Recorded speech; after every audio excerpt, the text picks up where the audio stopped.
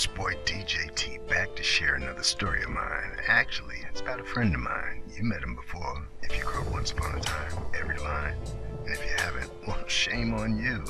I'd like to recommend that you do. But please wait till this tale is done. Then go check it out and you decide which is the better one. Now that old friend of mine from once upon a time, every line, did at one time consider us so close that anywhere we went, would always boast. Damn, DJ T and I so tight, it seems we're one. Split in half, yet practically the same. He's the bullet and I'm the gun. Now to hear this always made me feel good. It's just a shame these feelings didn't last as long as I wished it would. Because as it so happened, his standards began to change, and it seemed that notion of us being practically the same had all of a sudden become totally lame. And so I went to my friend, feeling slightly betrayed, to voice my complaint. But before I could get a word in edgewise, he said, "Hey, I'm no saint." Looking right into my eyes, he went on, "I know you won't believe this, but it's me, not you." To which I did remark, "That's the best you can do? Take a shot in the dark and insult me with my signature line that you've heard me use on damn near every ex-girlfriend of mine?" "Come on," my friend said, "don't be that way. At least hear me out. Listen to what I have to say." Okay, and with his explanation, my friend did begin. You know how it's said that in life, the more things change, the more they remain the same. And in life, it's inevitable that we will all make change. Hell, there's never no telling. Like you, for example, in newfound love of worthless storytelling. "Yes, DJ T," my friend said to me, "change is essential in our life. And me, my friend, I'm about to take on a wife." Get the fuck out of here. Now for a moment, I felt a little remorse for making such a fuss. And he said, "It's all good, man. You and I gonna always be us. Me and you, we forever ball. And just like I know you got mine, I got your back to the wall." To which I could only say, "Okay, sorry for acting such a fool.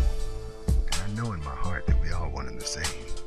So off that, tell me, what's her name?" "Oh, my dog, you know her. You've met her before. Don't you remember that flying thing, the game?" Now I tried my hardest, but I just could not refrain. It set me off just to hear that name. I said to my friend, "Please tell me it's not true, not her. I mean, what has she ever done good for you?" "Wow," my friend said, as he looked into my eyes.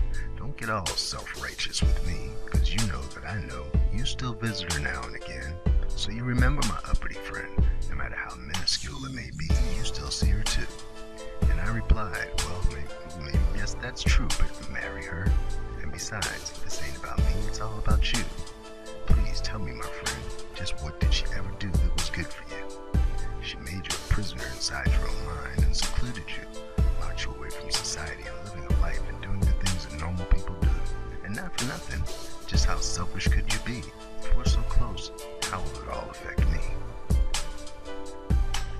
"I'm really sorry," my friend said, "but as you just stated, it's not about you, it's all about me.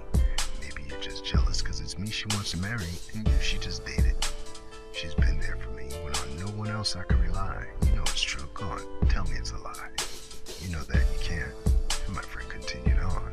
"And besides, what's your big plan? My main man, my best friend since days of short pants. Gonna get yourself an old hippie van and drive around, a penniless, no CD selling, storytelling man? Maybe a girl Regina, maybe she could hook you up a gig in Storybrooke land. Yes, my main man, a no-hit having star, a star only in your mind. Just who are you to tell me how to live this life of mine?"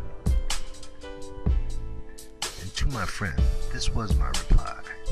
"So no one but her ever had your back? And tell me, every time you took a hustler's chance, please, my friend, will you tell me, where the fuck was I at? And that time you got pinched, and the man kicked in your door, who was right there with you, cuffed up, face down on the floor?